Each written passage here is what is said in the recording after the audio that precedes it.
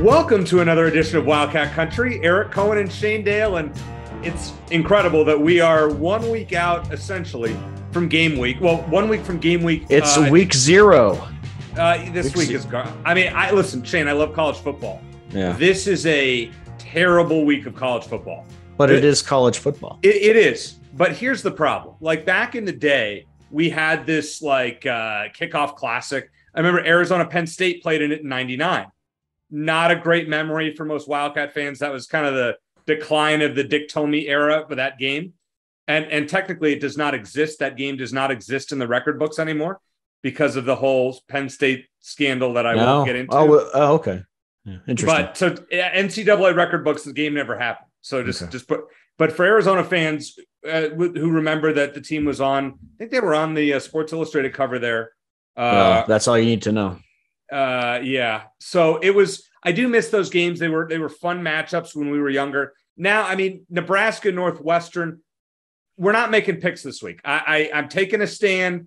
I'm not making you pick games this week. Did you see this? There was this one, because they're playing in Ireland, and there was this one Irish news story about it. They described Nebraska and Northwestern as the two giants of college football. They're the two giants of Nebraska and Illinois. And I actually can't even say that. No, it's really first of all, it makes no sense for them to play there. It makes no sense for this to be the only marquee game, and it's the earliest game of the day. I will, as much as I bitch about Pac-12 after dark, I would take a legit game, albeit they gave us Hawaii and Vanderbilt, a terrible Hawaii team because all the players left after Todd Graham. Oh yeah, and Vanderbilt, who's the worst team in the SEC. That's what they gave us. Do they still have that female kicker? No, she's gone. No. She's a few years. Yeah, she's gone. Okay. All right. Well, so I will go to that. We have a great show lined up for everybody this week. Mark May, who is one of the great college football experts. He's a good college football expert who was on ESPN for a long time. I enjoyed watching him. He and Lou Holtz and Reese Davis on College Football Final for years. He's going to join us. Looking forward to talking to him. He comes on once a year with us. And so this is his episode. So looking forward. And you and I are going to do a two-pronged buy or sell preview. In the first segment, it's going to be about Arizona's season. And in the second segment, it's going to be about the Pac-12. Or in the third segment, we're going to have Mark May in between. So easy for me to say. Let's get right to it. This is our first segment, which is presented by our friends at Ice Shaker, as Shane's holding his up and mine is somewhat working if you're watching the video. Go to iceshaker.com, use promo code Wildcat Country, capital W, capital C, get $5 off and get one of these beauties that have our logo on them. And they're really cool. Hold it in front of you. So people there we go. Yeah, there you go. It's great. Yeah. These things are amazing. So you can use them for golf. You can use them for your coffee. You can use them for whatever. They're great. Really does keep drinks cold for a long time. I mean, I've tested. What about warm? What about warm? I haven't done that yet. I should. I think it's supposed to. Well, that'll be you know what? When it gets cooler outside, because right now I really don't, other than my coffee, and I don't want to put coffee in there. I'm not about warm beverages. When it gets cooler, maybe around basketball season, we'll do a little warm drink test. This is not on the, actually, no, I'll get to, I have one thing about basketball. Are you already doing bonus questions? No, yeah, I'm not going to do that until the end. All right. We're going to do in this version of buy or sell, we're going to break down Arizona's schedule, but we're going to do it in segments. So Shane, number one, Arizona wins a non-conference game.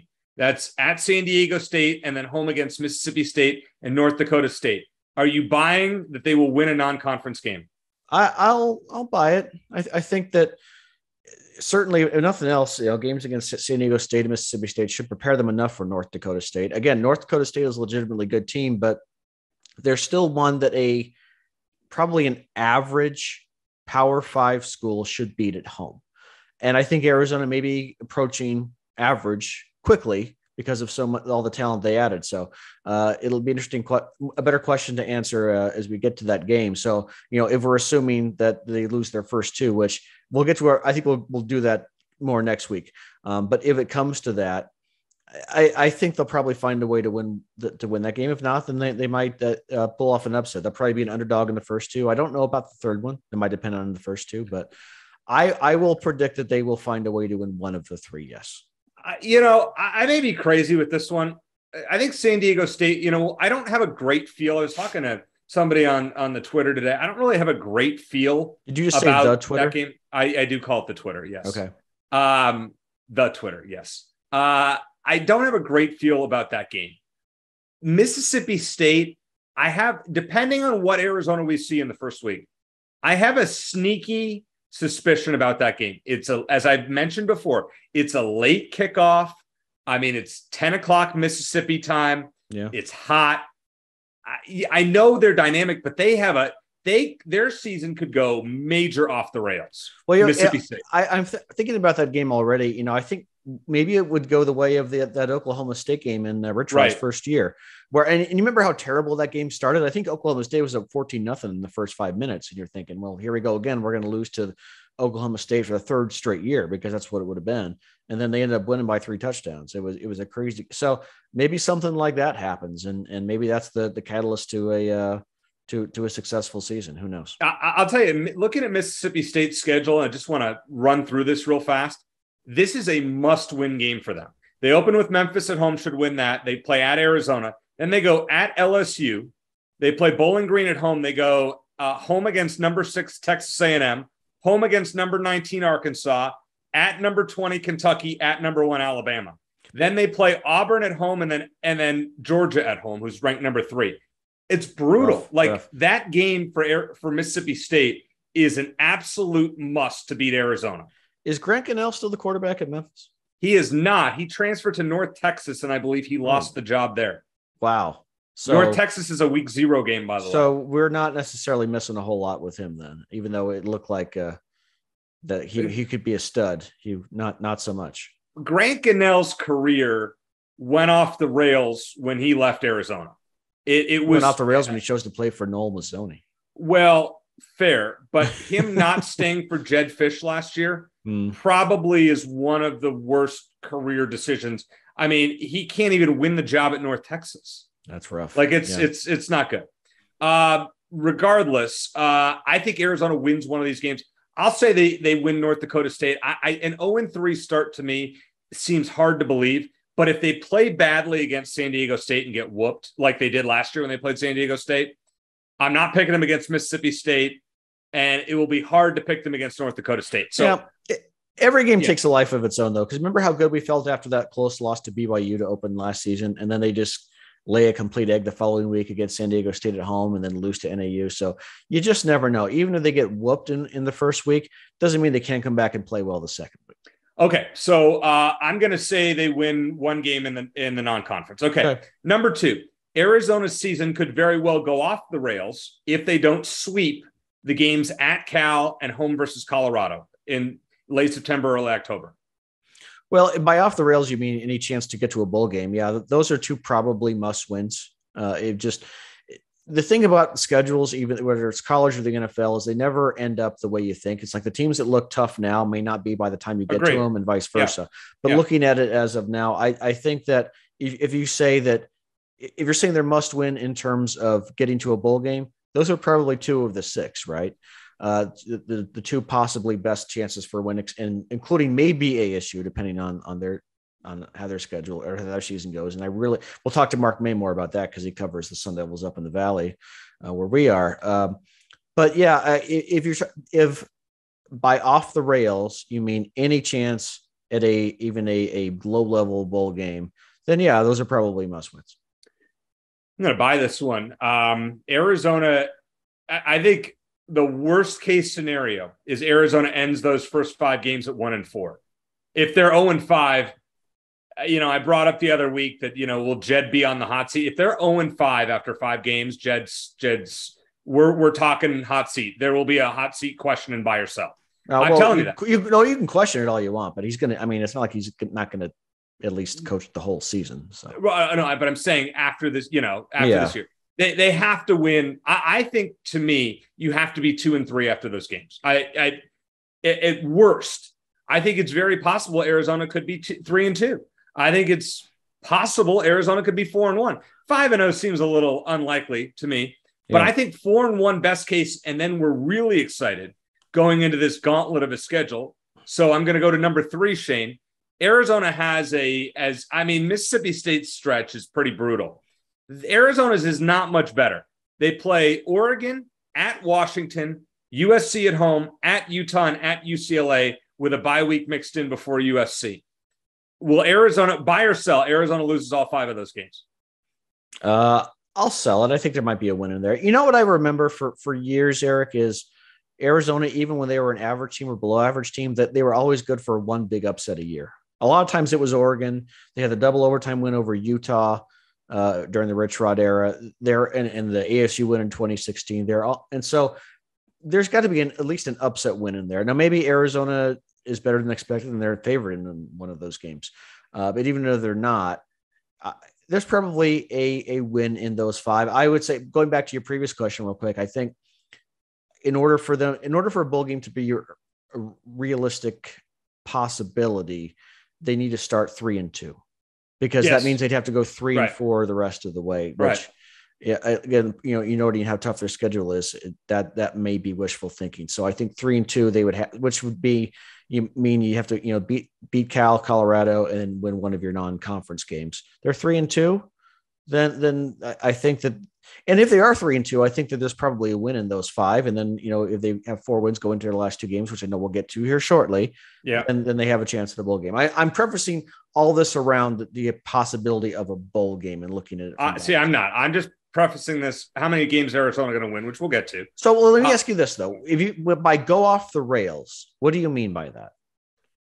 We're talking hot seat for Jed Fish. If they another 1-win season. Yeah. Okay. That we're panicking, going the same old Arizona. Right. New enthusiasm, same old crap. Okay. I mean, that's what I mean by off the rails. Okay. I will buy this. I think Arizona loses those 5 in a row. I think it's just a brutal stretch. Not saying any of those games won't be close. I mean, they played Utah fairly close last year. I think it was a 1-possession game going to the fourth quarter. They were ahead at halftime, I think, right? Right. Yeah. I mean, and that Utah team won the Pac-12. Yep. I mean, so I'm not saying, they'll probably get blown out at Utah this year, and there's no reason they couldn't stay with USC for a while or Oregon for a while. And with Washington, who knows? Washington looks to be better. New coach from the Mountain West, Kalen DeBoer. I mean, but it's a new coach, new system, new first year. You never know. UCLA is interesting in that we don't know if their season could go off the rails, and that could be the end of Chip Kelly. If DTR gets hurt or DTR fails to perform or anything like that. I just don't see Arizona winning a game there. So I'm going to say 0-5. So I'm buying that. Okay. As of right now. So number 4, let's be honest. All people are going to remember this year, Shane, is the last 2 games at home, Washington State and ASU in November. I'll sell. I don't think they're going to remember the last 2. I think they'll remember the last 1, and that's a big beat ASU. And then that'll, like I said, I would, and I've said this multiple times, and I will continue to say it. I would take as a Wildcat fan a 4-win season, provided that one of those wins is against ASU. Heck, I might take a 4-win season anyway, but a 4-win season that ends with a win over ASU, which would essentially be their bowl game at that point. Breaking the 5-game streak. Finally, covering those wounds of 70-7 and all that. I think that would be a big win, and I think that a lot of Wildcat fans who are optimistic would be even more optimistic going into year 3 if they got 4 victories. They win that they finally win their 50th game, their 50th win over ASU. They've on their 6th try. So I don't know if the last 2 are going to be memorable. I mean, how many times do you remember when Arizona beat ASU in the past, who they beat the week before that? I think a lot of you're right. You might, but a lot of fans probably wouldn't. You know what, Shane? That's a great point. I'm going to agree with you. I'm going to sell this one because you're right. Nobody cares about the Washington State game. Did I convince you? Yeah, you did. Okay. So that was good. I am going to sell that. Nobody cares about Washington State. It's all about the last game against ASU in November. Okay. Bonus question number 1, not a buy or sell. Give me the wins for Arizona this year right now. If you're going to predict it, give me the wins. North Dakota State, 1 of Cal and Colorado, maybe 2. One of those 2. If I had to go one of the 5, probably a home game. There's got to be an upset in there somewhere. Maybe UCLA, maybe Washington. Those are road games. Those are road games. So you got Oregon or USC in those 5 Oregon, games. USC. Well, that's really tough. I'm starting to rethink your buy or sell question there. Yeah. And because it's easy to say, there's probably 1 win out of 5, and then you think about each game individually. You're right. That's tough. So I'm going to save that one for next week, but I'll say there's one win in there, and I think Washington State's probably a win. ASU, I'm not bold enough to predict that yet. So how many wins are you going with? I'll go with 4. Okay. I'm going to say I think Arizona plays San Diego State well. I think they play Mississippi State well. I think they win a close game against North Dakota State. I think they beat a bad Cal team. I think they beat Colorado. They start 3-2. I think they lose their next 5 games to Oregon, Washington, USC, Utah, and UCLA. I think they, as much as I hate to do it, I think when the train is off the rails, I think they lose to Washington State. I think they're 3-8 going into the final game with no momentum. And I think they beat ASU. And I'm going 4-8 at that point. You arrived at 4 a different way. Okay. Yeah. The other way I would have gotten to 4 is I'm still picking Cal and Colorado. I'm saying they lose all 3 of their non-conference and win the last 2. Just seems kind of unlikely. Football's a game of momentum. Yeah. But, we're talking through it, though, and you can see a path to 6 wins. Yes, you can. But, that 3-2 start you talked about, they can get one upset in that 5-game stretch, and then they win their last 2 games at home. Yeah. I mean, you just have to see how they come out against their first 2 games. I mean, if they play San Diego State close and it's a 1-score game as the line is like 5.5, 6 points right now in Vegas. If it's a close game, okay, fine. Carries that momentum into Mississippi State home game. There's some factors there. Yeah, I could see the Oklahoma State or the Iowa upset potential as we saw a decade ago with Arizona teams.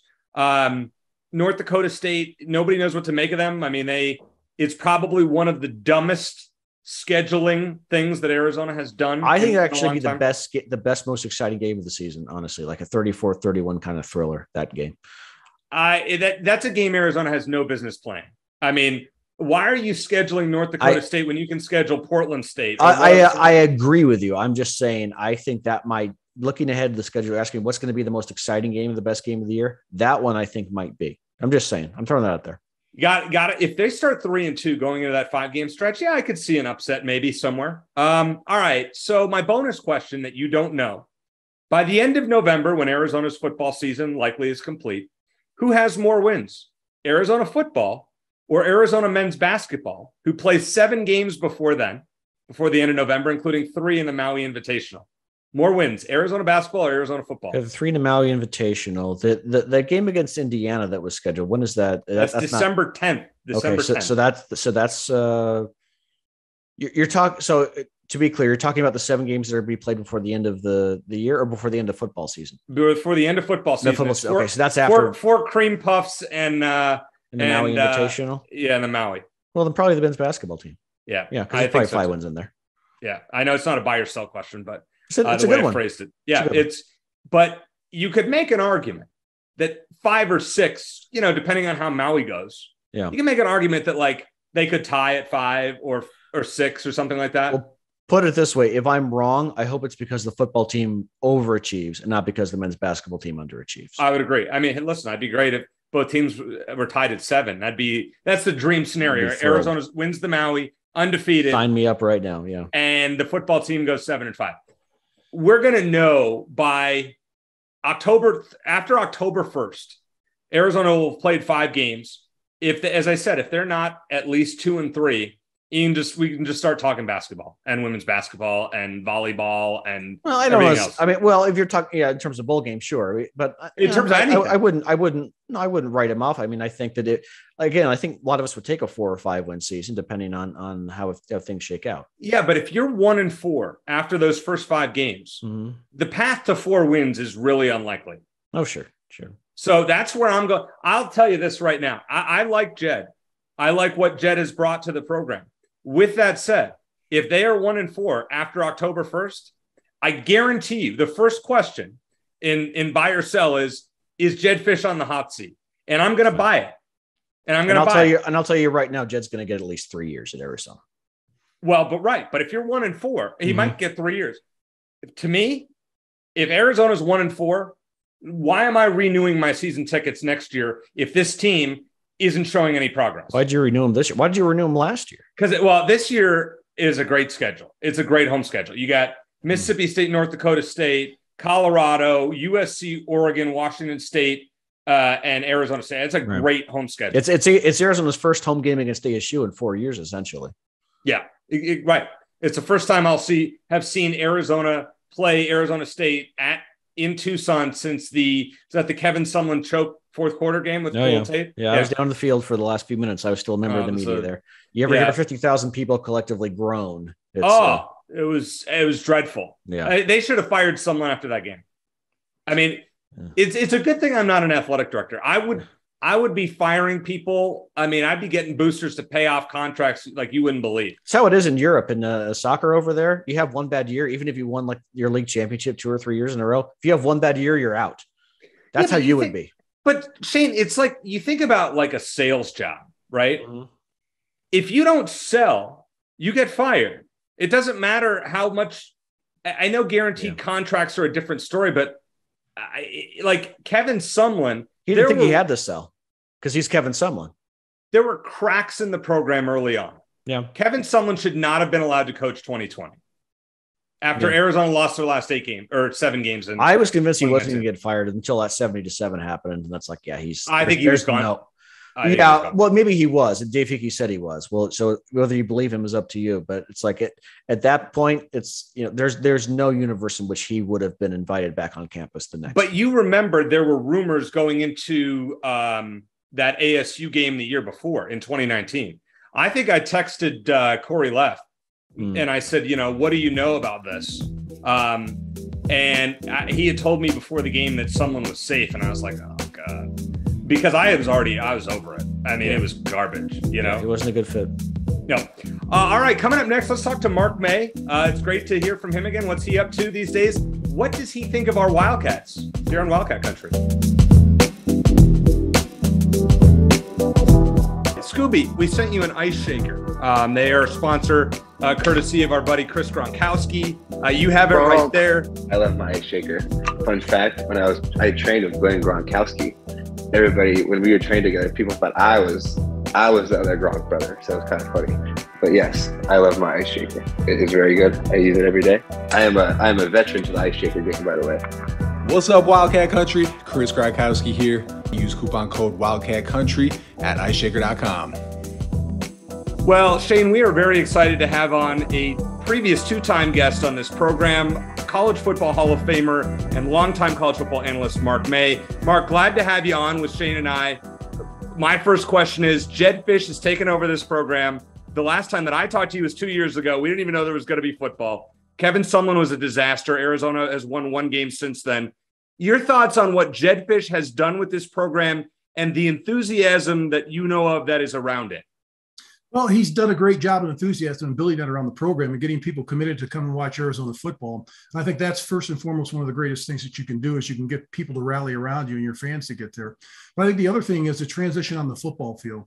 With all the people that are coming through the transfer portal, he's got over 40 this year, including his freshmen coming in. He's got close to 60 new faces on this roster, which is a complete overhaul. And they needed to do this, Eric. The reason why is because they were awful last year. Couldn't run the ball, couldn't stop the run, was terrible in the red area, couldn't get anything generated, couldn't protect the quarterback, couldn't do anything right on either side of the ball. So they had to have a major transition and just go ahead and just say, you know what? We're going to wipe the slate clean. We won 1 game last year. It was against Cal, and they were COVID depleted in that game. We were lucky to win that game. Yep. And we lost to Northern Arizona. Mm-hmm. How can we do that at Arizona, the University of Arizona, to lose a game like that? So you had to go and change the entire franchise around, and I think he's been able to do that with 60 new plus players coming in. So, Mark, I would say in terms of just raw talent, I think Arizona's probably in the middle of the conference now. In terms of experience, probably at the bottom. I think they're going to have to start a lot more true freshmen than they would like. What's more important going into the season? And is there going to be, despite all the talent coming in, is there going to be an adjustment period in your opinion? Yeah, I think the continuity is huge. They've got to build that continuity because you've got so many new faces, players from different programs, players with different philosophies. And now you've got a new defensive coordinator, Don Brown, left to go to UMass, which I don't understand. They're ranked 130th out of 131 teams. So that's not a great decision. I know it's home and he's coached there before, but I think with the new coaches on the staff, I think with the new players, if they can get together at training camp, if they can come together as a team, I think that's most important. You've got to build that team building experience. And I think that's what Jedd Fisch is good at doing. If he can do that, I think they've got a chance to win some games this season. Yeah, let me ask you about Johnny Nansen, their new defensive coordinator. It was an interesting choice because he's a fantastic recruiter. But the big question is, can he be a defensive coordinator? What are your thoughts about him? Well, the thing is, if you're not a defensive coordinator in the past, at least you're around great coaches, and he's been around some good coaches. And if you've been coaching multiple positions, that gives you a pretty good resume to be a defensive coordinator. But it's all about relationships. How does he relate with the other coaches? How does he relate with the players? Those are key elements of having success on the defensive side of the ball. Mark, what do you think about all the turmoil that's going on at ASU? And is there a chance, in your opinion, that Arizona is better than ASU this year?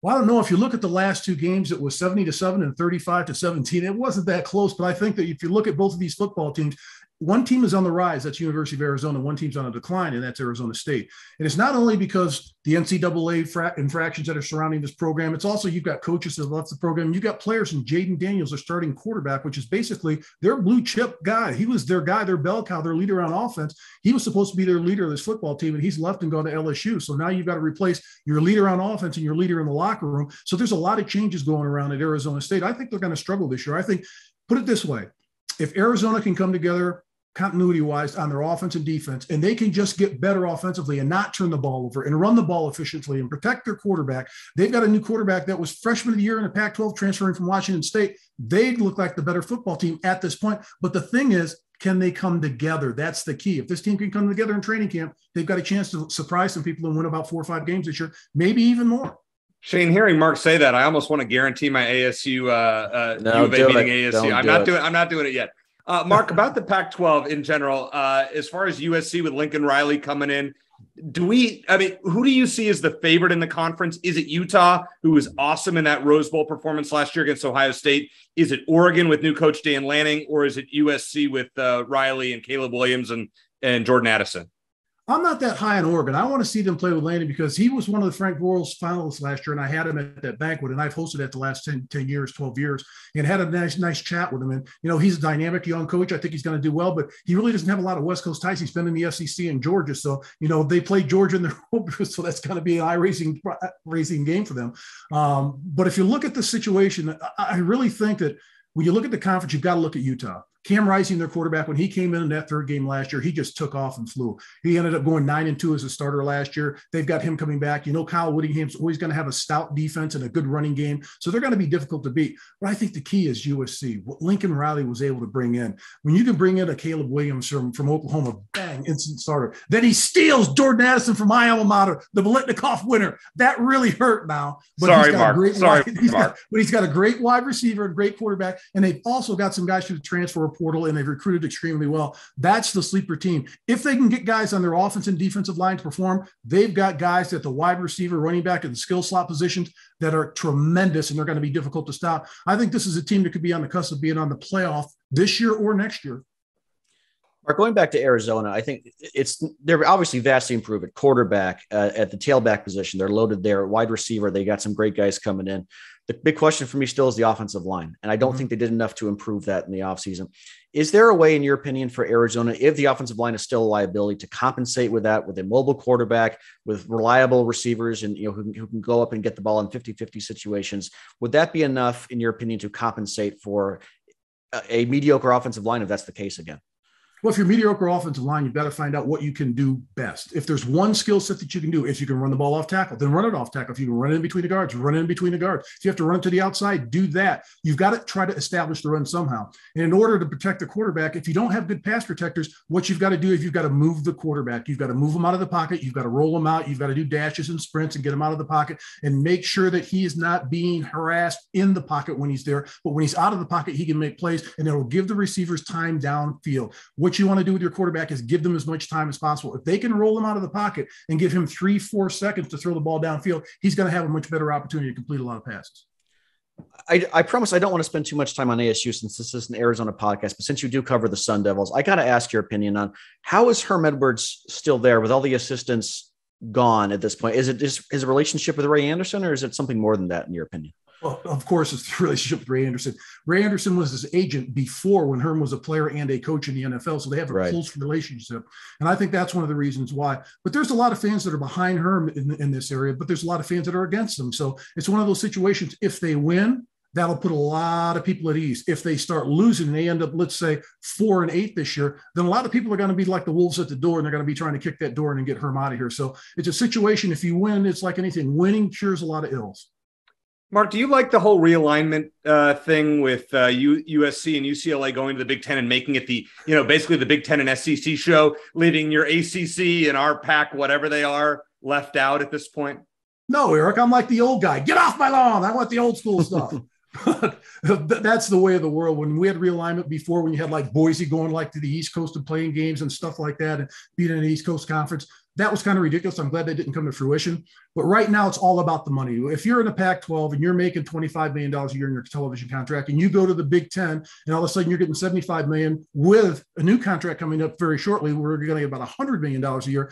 That's a lot of money for your other programs, for your Olympic programs, for your women's program, your Title IX programs, all the other programs that aren't revenue-making programs. You've got to support those. The baseball team needs to be reported. The wrestling team needs to be reported. The fencing team, swimming team. Those are non-generating sports. Something's got to be able to provide those coaches and those players with scholarships. And it's usually the football program and the football budget. So moving to the conferences, I think it was a great move by USC and UCLA.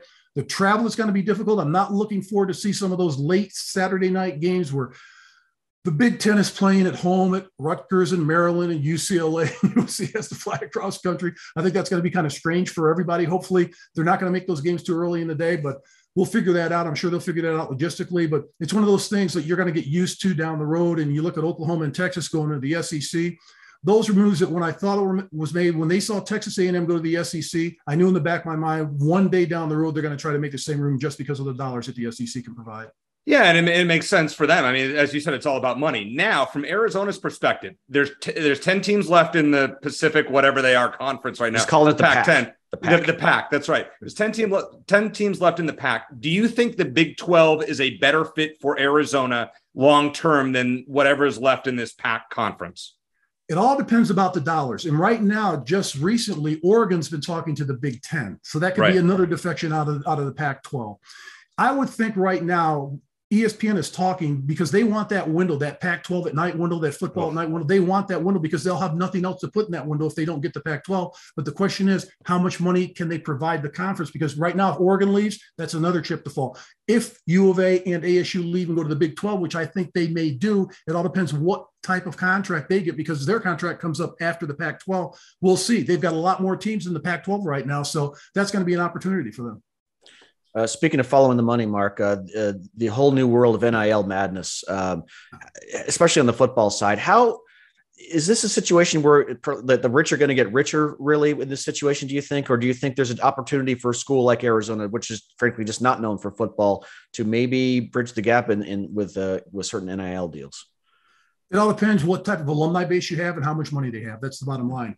If you look at all the Texas and Oklahoma schools, they've got that oil money so they can throw that money around. If you've got some great alumni and benefactors that can do that, then you're going to have an opportunity to compete with some of the players. And that's what it's going to come down to. It's like the wild, wild west right now. There's no guardrails out there. And that's what really disturbs me. Somebody's got to step up and say something. The NCAA is not going to do it. It's probably going to have to be the college selection committee that's going to have to step up and say, you know what, we're going to have to take the FBS and the Power Five away from the NCAA. And we're just going to have to do it our way and just protect what we have because that's the most valuable component of college sports right now. And I think that's what's going to happen down the road. And when you see what's happening, it's going to be tough. When you look at some of those schools that, like in Alabama, that's a powerhouse. They got 90-some thousand people in their stadium every single Saturday. Even the Tennessees that have over 100,000, they're going to be tough to compete and tough to beat down the road. And you look at some of these kids that get these NIL deals, there's got to be some rules in place. Why does a high school kid get $100,000 or even $1 million to go to college when he hasn't stepped on campus yet? Bryce Young of Alabama got over $1 million before he took a snap. It worked out. He was underpaid because he won the Heisman Trophy. So some are going to work out and some aren't going to work out. But what concerns me really, guys, is the portal. And I've been looking at this. Everybody talks about the transfer portal with some of the good players that hit home runs. How about some of the players that don't? I just read a story about a running back that's at Tennessee now. Within 1 year, he was at Clemson, transferred to West Virginia. Now he's at Tennessee. Now he's leaving Tennessee. What happens to that young man in the future? Yeah, something's got to give. I mean, it's the wild, wild west right now, like you said. My last question for you, Mark. I appreciate your time, and I may be stealing Eric's last question here, but your thoughts on Arizona's win total for the season if you had to make a prediction. Much improved, obviously, but a lot of new faces. The schedule's tougher than it was last year. What do you think they do this year? If it comes together in the right way, I think they can win 5 games. You look at their non-conference games. Mississippi State went to a bowl game. They're going to be tough. San Diego State, They won double-digit games last year. They're going to be tough again. And North Dakota State from the FCS, they're always in the playoff, and they've got chances to win a championship every single year. So they're tough non-conference games. You look at conference games, possibly Arizona, possibly Colorado, possibly Cal. Those are some of those games. If they can get some of those wins during the season and get confidence and stay healthy and start going up on the up scope, if they can just start even and just say, you know what, we're not going to turn the ball over the first game. If they can do some basic things like that and move on from there and build on that, I think they can get 4 to 5 games this year. Real quick follow-up on that, because, our buddy Craig Foy says that 90% of the game is played between your ears. And I think a lot of the problem with Arizona last year is like they get down inside the red zone, and I think they're thinking, how are we going to screw this up? How are we going to find a way not to score? If they're able to get past maybe some of those early yips, is that going to make a big difference down the road? Absolutely. When you have success on the field and when you can overcome something that you haven't overcome before and make it in a positive fashion, that builds confidence and that builds character. And I think that they've got some of the players that can do that if they can come together, because there are so many new faces on this roster. It's got to be extremely important for Jed Fish to make sure these guys come together in a hurry. And I'm really interested to see how they play in their opener. All right, 3 quick ones for you, Mark. First of all, national championship prediction. Bama. Over. Right now, I'll tell you what, I just have this feeling that USC is going to make a run and they're going to be in the playoff. But everybody's picking Bama over Ohio State. My key about Ohio State is their defense. That's why they have a new defensive coordinator this year. There's question marks there. Georgia lost so many players to the NFL. I don't know if Kirby can replenish all those guys right now. Texas A&M is a team that hasn't won double-digit games like once in the last 30 years. So I'm looking at probably Clemson making a comeback. They were a very quiet 10-win football team last year, but they lost a lot of coaches, both coordinators. I have to say this as a fanboy. I loved college football final. I loved watching you throughout the day, when you were on early in the morning all the way through late at night at ESPN. What was a typical day like for you, a typical Saturday? What time did you start and what time did you actually end? It was the ultimate marathon. When you look at when we go down to voting and we're starting to vote at the end of the year, and you look at the voting where you see all these people on television that start like 9 in the morning and they're there till like 1 o'clock in the morning where they're covering the voting. That's what Saturdays are like for us. We usually get in about 10:30 in the morning. We're watching games. So you have to cover for game day in case the signal goes down. You're there all day doing games, doing halftimes, doing pre-game shows, post-game shows, and then we do our final at night. So when the Pac-12 starts their late night games that kick off at 10:30 East Coast time, which means that game gets over at 1 o'clock, maybe 1:30. SportsCenter gets a guaranteed 45 minutes. Then we get to go on. So basically, we're getting out of studio at about 3:30, quarter to 4 in the morning. Holy cow. Are you serious? Oh, yeah. It's taken probably 10 years off my life. I just assumed you guys pre-taped a lot of it and just threw highlights. You got to instant reaction to everything, right? Yeah, you can't pre-tape anything because those things are going on live. And the only thing you might be able to pre-tape is a little bit between the SportsCenter 45 minutes that we get. But a lot of time you don't have that time. So you just got to do it live. And by that time at the end of the day, it's like as soon as you're done with that last bit with helmet stickers, boom, you're exhausted. It's just like it just turns off and it's basically crawl back to the hotel. And hopefully you don't have like an early flight back home, which I used to do the stupid 7 o'clock flights in the morning, but I canceled that one. I used to stay up. I'd go to the games in Tucson and I would stay up late at night. I'd get home at like 1 a.m. and I would watch college football final just to watch the final verdict. That was my favorite thing, to watch you and Coach Lou do that. It was phenomenal. It was great TV and there's nothing like it today. So I just wanted to point that out. My last question for you is, where can we find you this fall? How can we hear or see you with your analysis? You can go to ABC 15 in Phoenix. It's Saturday and Sunday. I'll be covering the Cardinals on Sunday and college football on Saturday. I do radio out of Little Rock, Arkansas each and every week. I do 2 segments there. I do one in Richmond, Virginia. I do a couple here. And every Sunday morning, you can get me on radio here with Rooster and Andy. So I do some stuff with Rock and Manooch during the week. So they keep me busy in my retirement.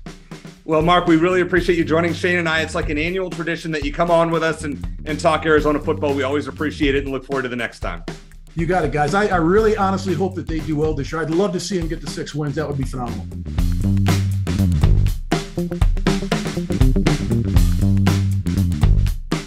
Thanks to Mark for coming on. Great to talk with him. A lot of great info. I mean, he gave us a lot. So that was a very productive interview and good to hear just his thoughts. I mean, he seems pretty bullish on Arizona, all things considered. So I'll take.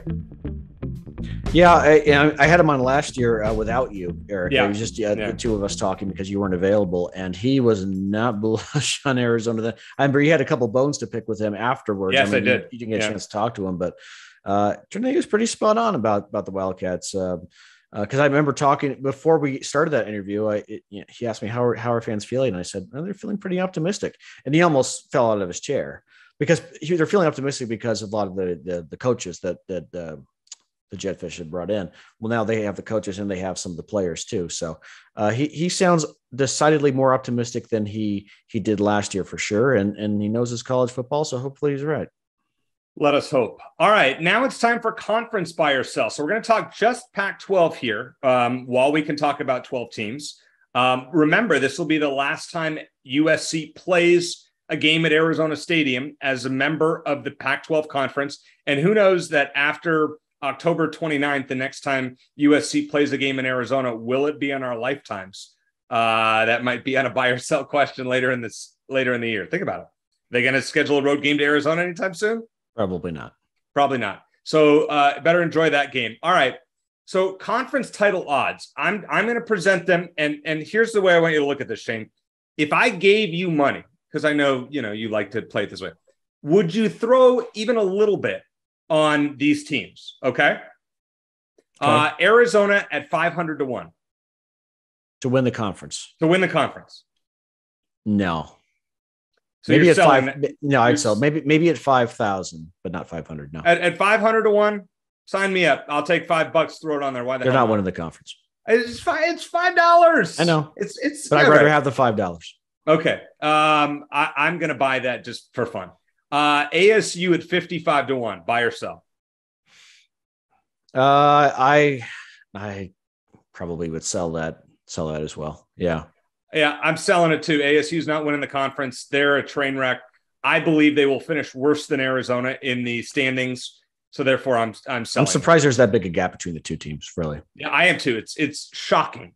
Yeah. UCLA at 10 to 1, buy or sell?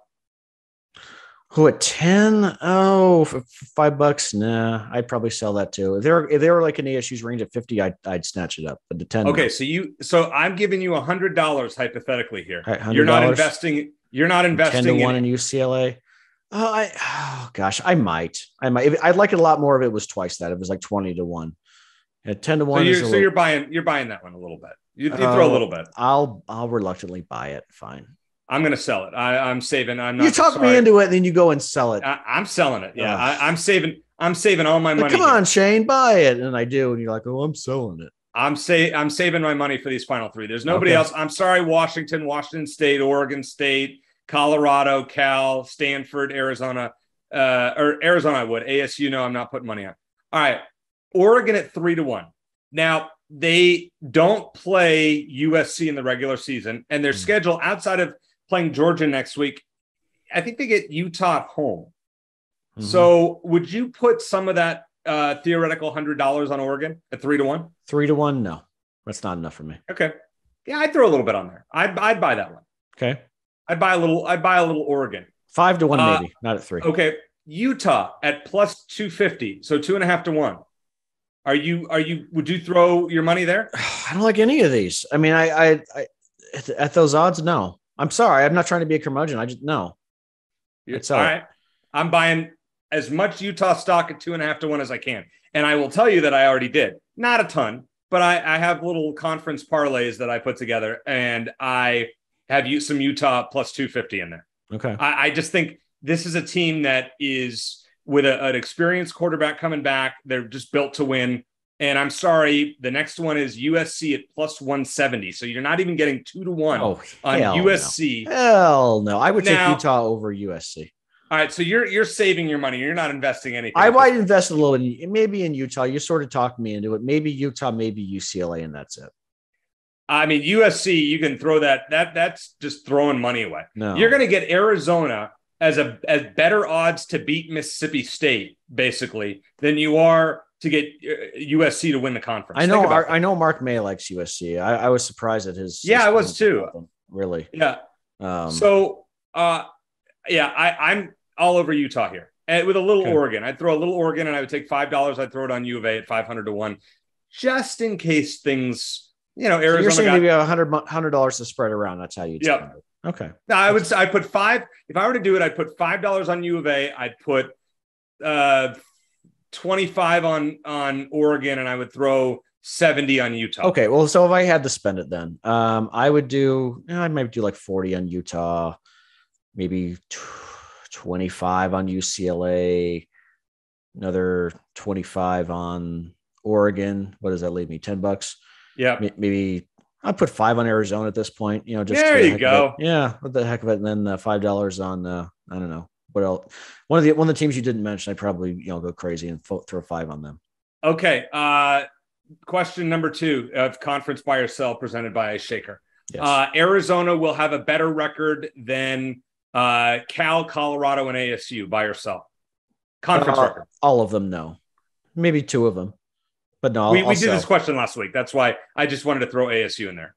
Yeah, I know. He said at least 2 teams, and I'll buy that. And I think Cal and Colorado would probably be the 2. But no, I don't think they're going to be better than 3 teams. I mean, I could see them being better than 2 teams and having the same record as a couple of others. But better than 3, I think it's a little too much to ask. I could see ASU at 5-7 with winning 3 games in the Pac-12. I think Arizona wins 3 games in the Pac-12, but has the head-to-head advantage because of the beating them, as I predict.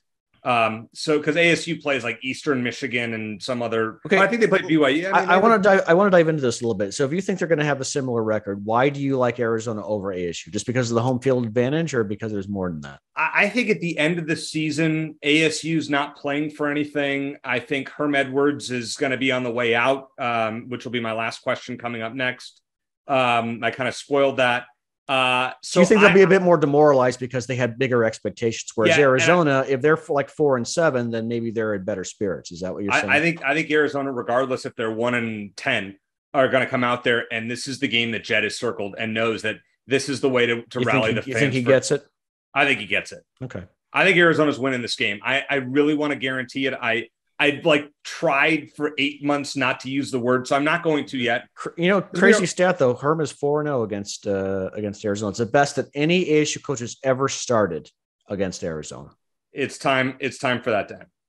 Arizona's I agree, but we'll see if it does. Arizona's winning this game. ASU's lost too much, and the around the program, the vibes are not good. Arizona's winning this game, and we're going to go into the offseason, I feel like, and say, okay, cool, good things happen. We beat ASU. What's going to happen in 2023? Mm-hmm. That's my prediction. So 4-8. I think Arizona finishes better than at least 3 teams in the conference with conference record, including ties. All right. Last question, Shane, buy or sell. 2 or more Pac-12 coaches will be fired at the end of the season. Fired is the word I'm using. I knew this question was coming. I should have done some research. Like what's the average like per year that Pac-12 coaches get Okay, fired? I'm going to give you names. All right. Carl Durrell, Chip Kelly, Justin Wilcox, and that's probably it. That would be fired. And Herm Edwards, maybe. Yeah. So there's 4 names. So by that, at least 2. Yep. At least 2. Gosh, a lot of it depends on whether we think Herm's going to go.